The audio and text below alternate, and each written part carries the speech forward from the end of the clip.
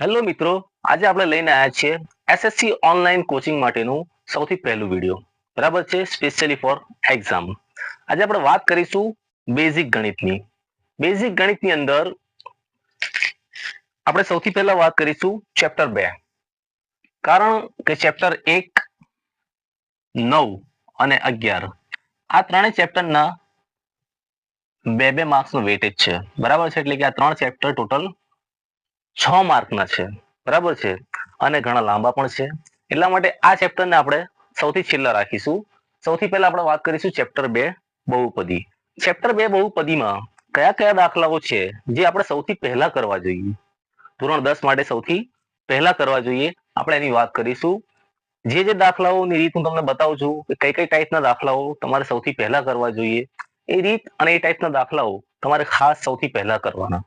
ત્યારબાદ તમને સમય હોય તમે બીજું પણ કરી શકો છો. ફક્ત આ લઈને બેસી નથી રહેવાનું, પણ સૌથી પહેલા તમારે આ કામ કરવાનું છે.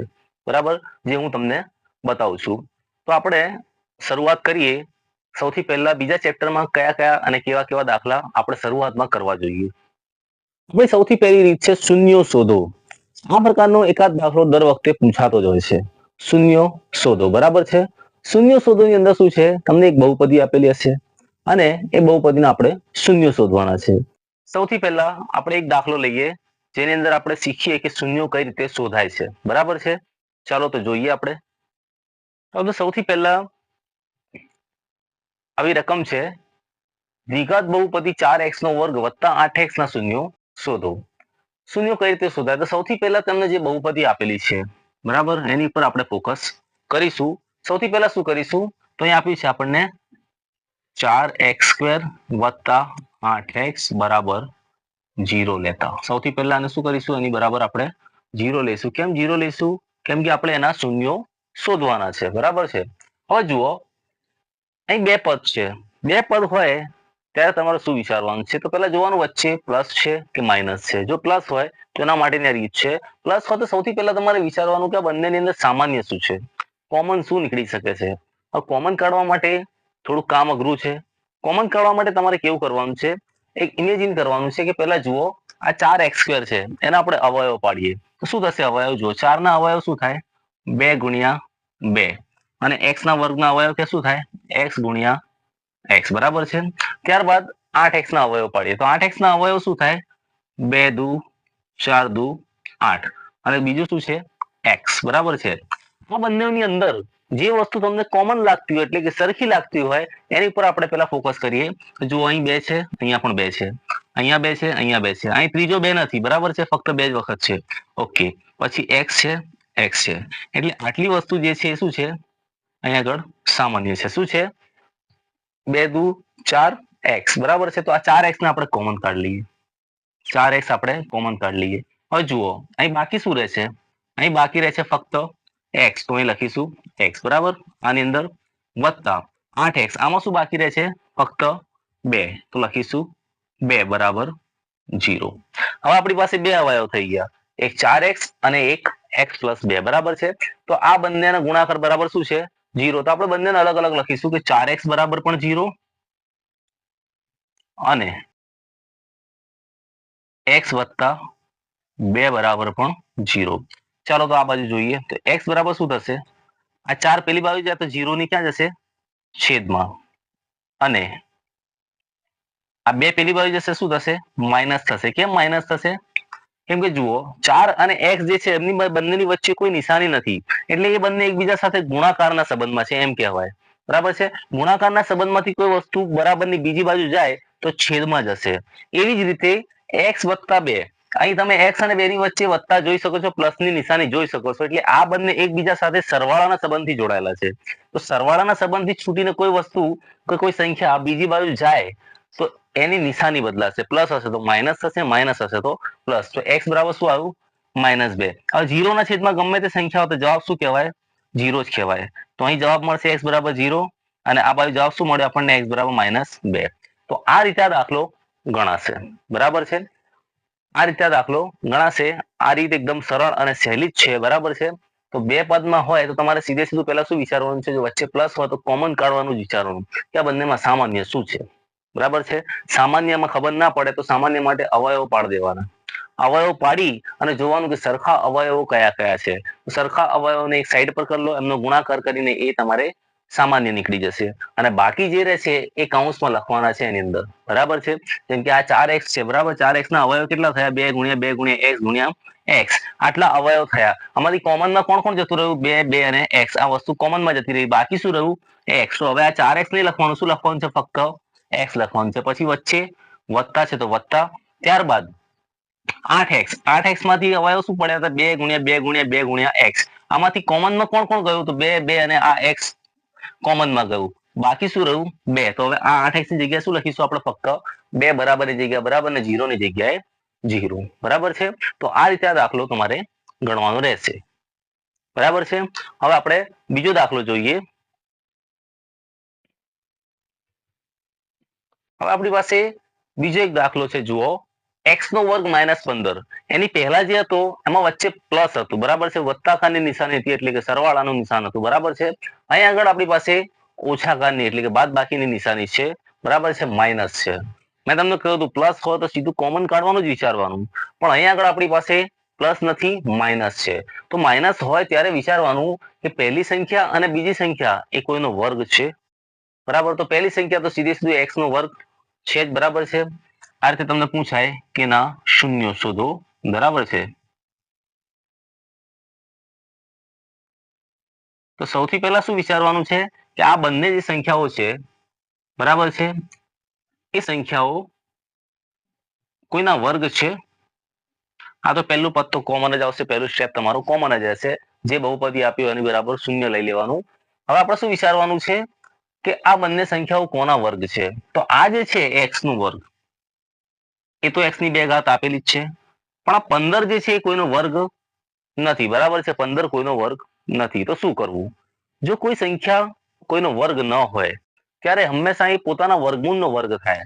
તો શું કરીશું? જુઓ, વર્ગમૂળ 15 નો વર્ગ બરાબર 0.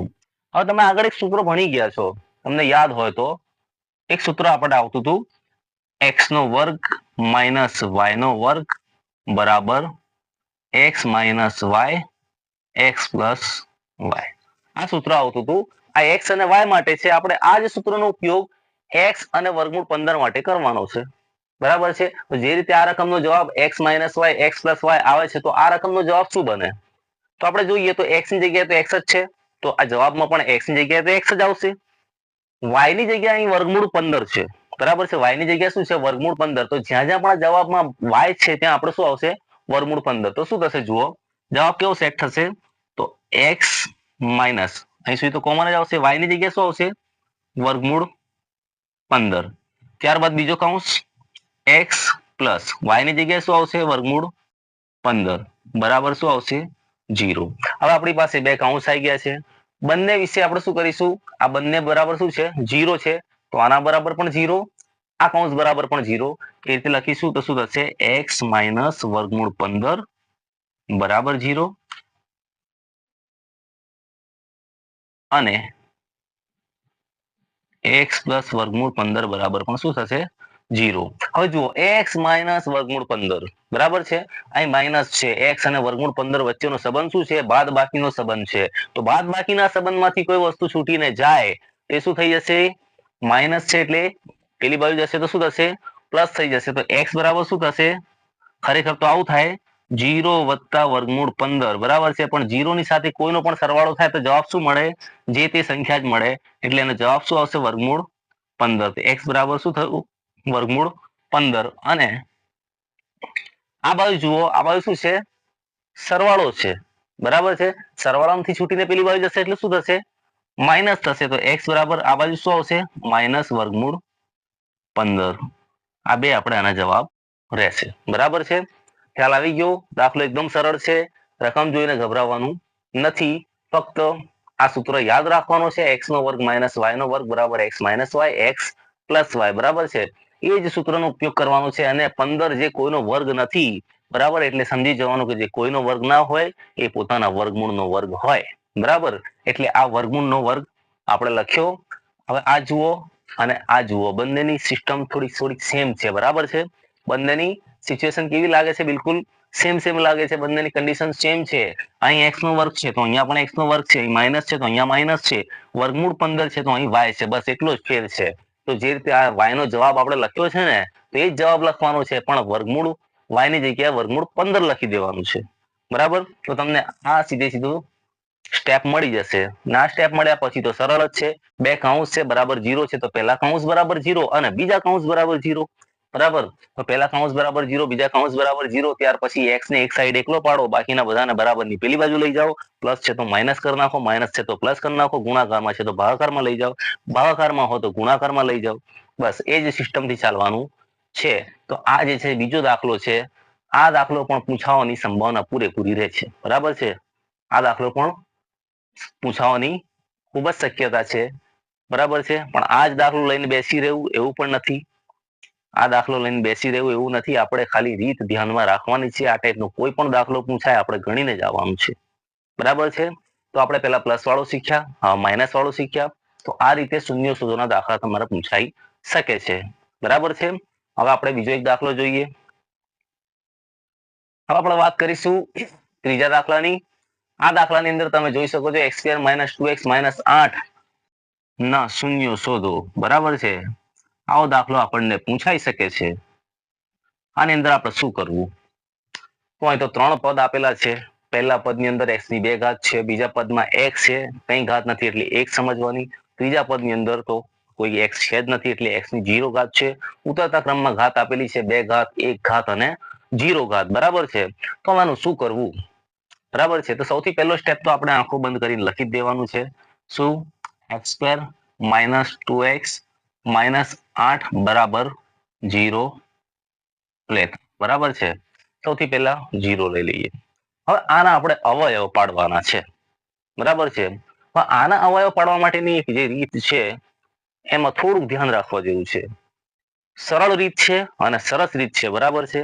પણ થોડુંક ધ્યાન રાખવાનું છે. તમારે સૌથી પહેલા શું વિચારવાનું કે આ 8 જે છે, બરાબર, એ કયા કયા ઘડિયામાં આવે છે? બરાબર છે? કયા કયા ઘડિયામાં આવે છે? તો આપણે શરૂઆત કરી 1 થી. તો જુઓ, 1 આઠું 8. બરાબર છે? પછી 2 ના ઘડિયામાં 2 ચોક 8. પછી 3 ના ઘડિયામાં નહીં, 4 ના ઘડિયામાં. 4 ના ઘડિયામાં તો આવી જ ગયું, 4 દુ 8 કરો કે 2 ચોક 8 કરો. 5 ના ઘડિયામાં નહીં, 6 ના નહીં, 7 ના નહીં, સીધા 8 ના ઘડિયામાં આવશે તો 8 1 8. એટલે આ બે ઘડિયામાં 8 આવે છે. બરાબર છે? આ વસ્તુ નક્કી કરી લીધી. મગજ પહેલા અહીં દોડાવી લેવાનું કે આપણે કયા કયા ઘડિયામાં 8 આવે છે. બરાબર? તો આપણે નક્કી કર્યું કે ભાઈ 1, 2, 4 અને 8 આ 4 સંખ્યાઓના ઘડિયામાં 8 આવે છે. બરાબર છે? ઓકે, ચાલો. હવે જુઓ, 8 ની આગળ નિશાની કઈ છે? માઇનસ છે. તો માઇનસ દેખાય એટલે આપણે મનમાં નક્કી કરી લેવાનું કે આપણે બાદ બાકી કરીને જવાબ લાવવાનો છે. જો પ્લસ દેખાય તો મનમાં નક્કી કરી લેવાનું કે સરવાળો કરીને જવાબ લાવવાનો છે. અત્યારે મને માઇનસ દેખાઈ રહ્યો છે એટલે કે ઓછા બાદ બાકીની નિશાની દેખાઈ રહી છે. તો મારે શું મનમાં નક્કી કરવાનું કે મારે આનો જવાબ જે છે એ બાદ બાકી કરીને લાવવાનો છે. બરાબર છે? ઓકે. હવે આપણે જોઈએ કે મારી પાસે આ બે ઘડિયામાં 8 મળે છે. તો આ 8 માંથી એક બાદ કરું તો કેટલો જવાબ મળે મને? 8 માંથી એક બાદ કરું, 8 ઓછા 1, તો જવાબ મળશે મને 7. અને 4 માંથી 2 બાદ કરું, 4 ઓછા 2, તો જવાબ મળશે 2. બરાબર છે? મારી પાસે બે જવાબો મળ્યા, 7 અને 2. મારે જરૂર શાની છે? તો મારે જરૂર શાની છે જોવા માટે શું કરવું પડે? મારે વચ્ચે જોવાનું કે મારી પાસે શું છે? 2 છે. એટલે મારે જરૂર છે 2 ની. શાની જરૂર છે? 2 ની જરૂર છે. તો મારી પાસે 2 ની જરૂર છે. મારે જે જવાબ મને ક્યાં મળે છે? 2. આ જવાબ મળે છે. બરાબર છે? 4 અને 2 દ્વારા 2 મળે છે મને. 8 અને 1 દ્વારા મળતો નથી. એટલે આ જે છે આપણા માટે કામનો નથી. આપણા કામનો શું છે? 2 ચોક 8. બરાબર છે? હવે જુઓ, આ તો થઈ ગયું કે 4 ઓછા 2 કરીશું તો 2 જવાબ મળશે. પણ મારો જવાબ જે છે ને એ કેવો છે? મારો જે જવાબ છે એ કેવો છે? મારો જવાબ છે -2. બરાબર છે? મારી પાસે આ બે સંખ્યાઓ છે, 4 અને 2, પણ જવાબ મારે શું લાવવાનો છે? માઇનસ લાવવાનો છે. કરવાની બાદબાકી છે, જવાબ લાવવાનો છે માઇનસ. બરાબર છે? કરવાની બાદબાકી છે અને જવાબ શું લાવવાનો છે? માઇનસ લાવવાનો છે. હવે એક વસ્તુ યાદ રાખો કે જ્યારે જવાબ માઇનસ લાવવાનો હોય તો હંમેશા મોટી સંખ્યા માઇનસ હોવી જોઈએ. તો આ મોટી સંખ્યા માઇનસ. બરાબર? અને બાદબાકી કરવા માટેની શરત શું છે? બાદબાકી કરવા માટેની શરત છે માઇનસ પ્લસ હોવું જોઈએ અથવા પ્લસ માઇનસ હોવું જોઈએ, બરાબર છે. તો એક તો માઇનસ આવી ગયું, તો બીજું શું હોવું જોઈએ? પ્લસ હોવું જોઈએ. માઇનસ પ્લસ હોય તો જ બાદ બાકી થાય. માઇનસ માઇનસ કરીએ તો બાદ બાકી થાય નહીં, કેમ કે માઇનસ માઇનસ તો પ્લસ થઈ જાય. 4 ને 2 6 થઈ જાય. મારે જવાબ લાવવો છે 2, એટલે બાદ બાકી કરવાની છે. તો મારે નિશાનીઓ અને નક્કી શું થયું? -4 + 2 લેવા પડે. હવે -4 + 2 હું શોધી તો લાવ્યો, પણ મારે કરવાનું શું? બરાબર.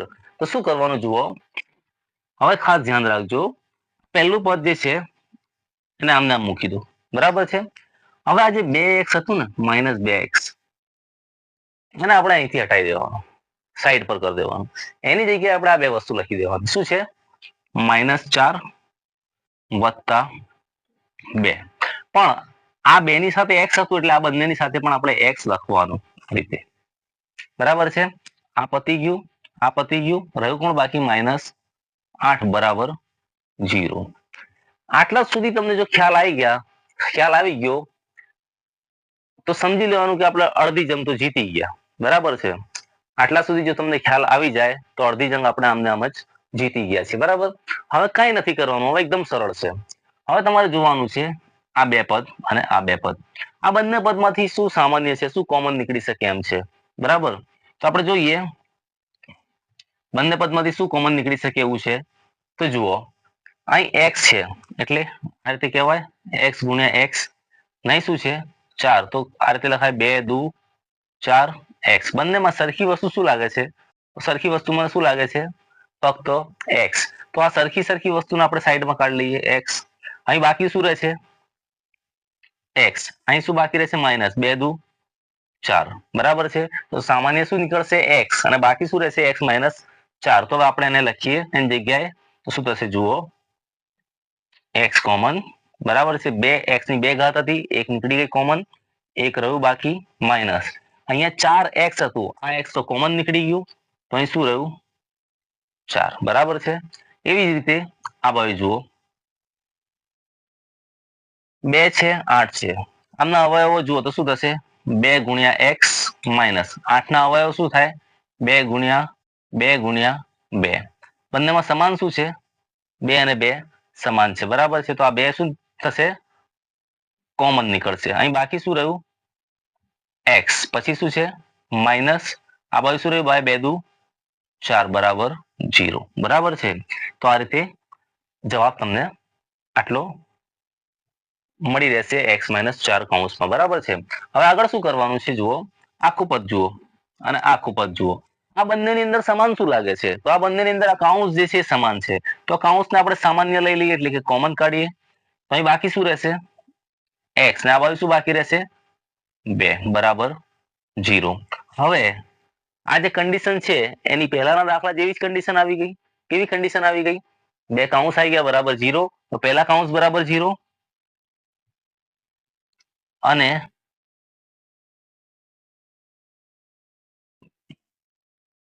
બીજા કૌંસ બરાબર 0. ચલો, આ x અને 4 ની વચ્ચે કઈ નિશાની છે? બાદબાકીની નિશાની છે. તો બાદબાકીમાંથી કોઈ સંખ્યા પેલી બાજુ જાય તો શું થાય? સરવાળામાં જતી રહે તો શું થશે? x બરાબર 0 + 4, એટલે 0 + 4 નો જવાબ શું મળે આપણને? 4 મળે, બરાબર છે. અને આ +2 પેલી બાજુ જશે શું થશે? ઓછા. તો x 0 - 2, 0 - 2 નો જવાબ શું થાય? -2. તો શું મળશે? x બરાબર -2. આ દાખલો આ રીતે ગણાશે. આની અંદર જે આ પદ્ધતિ છે અવયવ પાડવાની, બસ એ જ ખાલી ખાસ મહત્વની યાદ રાખવાની છે. જો આમાં સમજ પડી જાય તો દાખલામાં બીજું કંઈ છે નહીં, બરાબર છે. આ દાખલો એકદમ સરળ છે, પણ આ પદ્ધતિથી જ આપણે ગણવાનો છે.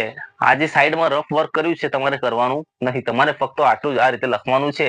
આ લીટીઓ વીટીઓ મેં કરી છે, તમારે પરીક્ષામાં આવું કંઈ કરવાનું નથી, બરાબર છે. તો તમને સમજાય એટલા માટે બધું કર્યું છે. ઠીક છે, બરાબર છે. ત્યારબાદ આપણે ચોથો દાખલો જોઈશું. આ એક બીજી રીત છે, બરાબર છે. આની અંદર ફક્ત એટલું છે, પહેલા જે આપણે જોયું એ પ્રમાણે જ છે. પહેલા x² છે, પછી x છે, પછી અચળ પદ છે, બરાબર. ઉતરતા ક્રમમાં ઘાત છે, પણ વધારાનું શું છે? અહીંયા આગળ 3 આપેલું છે, બરાબર. એટલે કે પહેલા પદની આગળ સહગુણક છે, બરાબર છે. કરવાનું આપણે પેલી રીતે જ છે જેવો ત્રીજો દાખલો જોયો, પણ આની અંદર ખાલી એક વધારાની વસ્તુ છે જેને ધ્યાનમાં રાખવાની છે, બરાબર છે. બીજું આ x ની આગળ કઈ નથી તો આપણે એક સમજવાનું. શું સમજવાનું? એક. જેની આગળ કોઈ સહગુણક ના હોય એટલે એક હોય. બરાબર છે. પણ હવે કરવાનું શું છે કે આપણે એની પહેલાના દાખલામાં શું જોતા હતા કે છેલ્લું પદ શું છે? 4. બરાબર છે. તો 4 કયા કયા ઘડિયામાં આવે છે એવું વિચારતા હતા. આમાં એક નવી વસ્તુ ખાલી થોડી વધારાની શું કરવાની છે કે આ 4 અને 3 આ પેલા બેનો ગુણાકાર કરવાનો. 4 તારી 12. બરાબર છે. તો હવે આ 12 જે છે કયા કયા ઘડિયામાં આવે છે આપણે એ વિચારવાનું. બરાબર છે. 12 કયા કયા ઘડિયામાં આવે છે? સૌથી પહેલા એકના ઘડિયામાં તો દરેક સંખ્યા આવે જ આપણી પાસે. 1 ગુણ્યા 12 શું થાય? 12 થાય. પછી 2 છંગ 12, પછી 3 ચોક 12, પછી 4 ના ઘડિયામાં આવે 12. બરાબર છે. 4 તારી 12 એટલે આવું ઊંધું કરો તો 4 તારી 12 થઈ જાય. પછી 5 ના ઘડિયામાં 12 નથી આવતા. પછી 6 ના ઘડિયામાં આવે છે એટલે ઊંધું કરો 6 દુ 12. પછી 7 ના ઘડિયામાં નહીં, 8 ના ઘડિયામાં નહીં, 9 ના ઘડિયામાં નહીં, 10 ના ઘડિયામાં નહીં, 11 ના નહીં. સીધા કોના ઘડિયામાં આવશે? 12 ના. એટલે 12 એકા 12. એટલે કે આ 6 સંખ્યાઓ છે જેમના ઘડિયામાં 12 આવે છે. કઈ કઈ સંખ્યા છે? 1, 2, 3, 4, 6 અને 12. બરાબર છે. હવે ત્યાર પછી મેં તમને શું કહ્યું હતું કે આ નિશાની જોવાની. મારી પાસે આ નિશાની શું છે?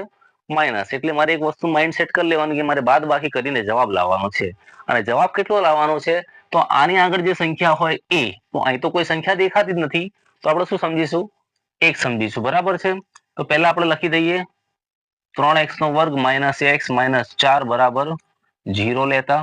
બરાબર છે.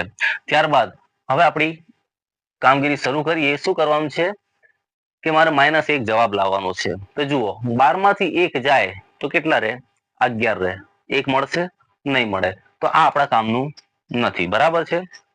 6 માંથી 2 જાય તો 4 રહેશે. મારે 4 ની જરૂર છે? ના, મારે 1 ની જરૂર છે. તો આ પણ આપણા કામનું નથી.